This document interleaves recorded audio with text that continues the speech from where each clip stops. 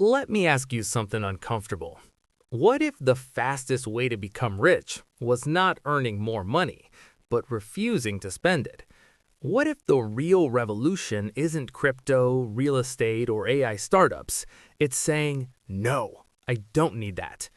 There's a famous story about a global pop star who nearly went bankrupt. She sued her financial advisor, claiming he didn't stop her from overspending. And in court, he said something brutal. Did I really need to tell her that if she spends money on things, she will have things but not money? That sentence should be printed above every mall entrance in America, because most people think wealth comes from hustle, but wealth often comes from restraint. And today we're talking about something almost nobody in finance pushes hard enough: the anti-consumption revolution. We've been programmed to believe success looks like accumulation: bigger house, newer car, better phone, more stuff. But here's the loop nobody questions. You trade your time for money, then immediately trade that money for objects, which force you to keep trading time. It's not a career, it's a treadmill. And the faster you run, the shinier the treadmill gets. The system is elegant. It doesn't force you to work forever. It just convinces you to want forever expanding expenses. Minimalism is often marketed as mental clarity, environmental consciousness, aesthetic Instagram shelves. That's cute, but I'm not here for cute. I'm here for power. Anti-consumption isn't spiritual, it's strategic. It's about building capital so large that one day you wake up and realize you don't have to trade your time anymore. That's not minimalism, that's leverage. We are stuck in the most subtle economic trap ever designed. We trade hours of our life for money. Then we trade that money for dopamine. Then we go back to work to refill the dopamine fund. Nobody questions it because it feels normal. Normal is expensive. Let's talk about the sacred cow of modern adulthood, the car. Now, before you rage comment, yes, some people need cars, but many don't. They just can't imagine not having one. I used to think I needed mine. But here's the truth. I wasn't using the car was using me. Insurance, gas, maintenance, tires, parking, registration, unexpected repairs that always show up 2 weeks before vacation. One year, I calculated the real cost. It wasn't transportation, it was a subscription to stress. When I finally sold it, something strange happened. I expected panic, withdrawal, regret. Instead, after about 24 hours, freedom.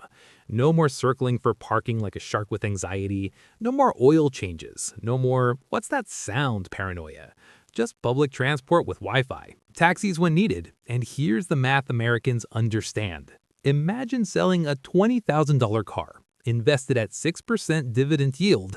That's $1,200 per year, forever, without touching principal. That's the car paying you instead of you paying the car. Now, multiply that mindset across 10 purchases. This isn't frugality, it's capital redirection. This is where people misunderstand. Anti-consumption is not living in a cave, wearing one black turtleneck, washing paper towels, reusing dental floss. Relax. It's creative optimization. It's getting 90% of the experience for 30% of the cost. Examples? Water filter instead of hauling bottled water like you're training for CrossFit. Mid-row theater tickets instead of front-row eco tickets. Same show, same actors, 3x cheaper. A $400 phone instead of a $1,200 one that does Instagram and texting. I once asked someone why they upgrade their phone every year. They said the camera is slightly better. Slightly. That word costs thousands over a decade. Anti-consumption is not deprivation. It's refusing to pay luxury tax on marginal improvement. Now look around your house. Closet, garage, storage unit you're pretending isn't $150 a month. That's not clutter. That's frozen capital. Most people don't realize how much money is trapped in their past impulses. I know a couple who decided to declutter seriously. Old electronics, designer coat never worn, duplicate appliances, unused hobby gear. They cleared nearly $6,000 selling things online. And here's the key. They didn't spend it. They invested it. At 5% yield, that's $300 a year.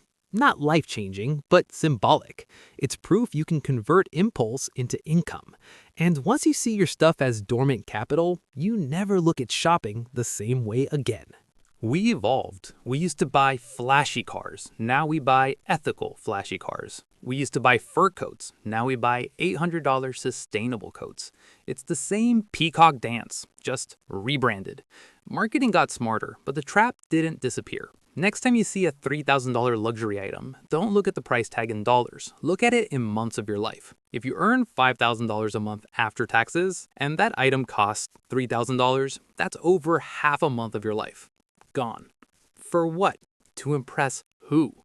Most people you're trying to impress are too busy financing their own image to notice yours. Here's the part that gets almost nobody excited, because it's slow.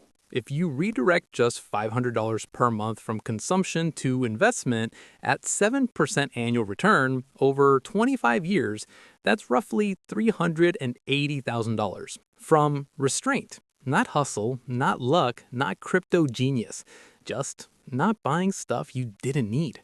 That's the revolution. And it's boring. And boring builds wealth. The anti-consumption revolution isn't about rejecting modern life. It's about refusing automatic behavior.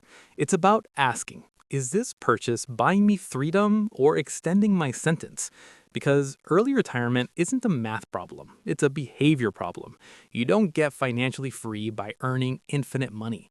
You get free by needing less. And when your lifestyle costs less, your time becomes negotiable. That's power. That's independence. That's walking into work because you want to, not because Visa said so. And that's the quiet revolution nobody advertises. Subscribe to the channel, and I'll see you in the next one.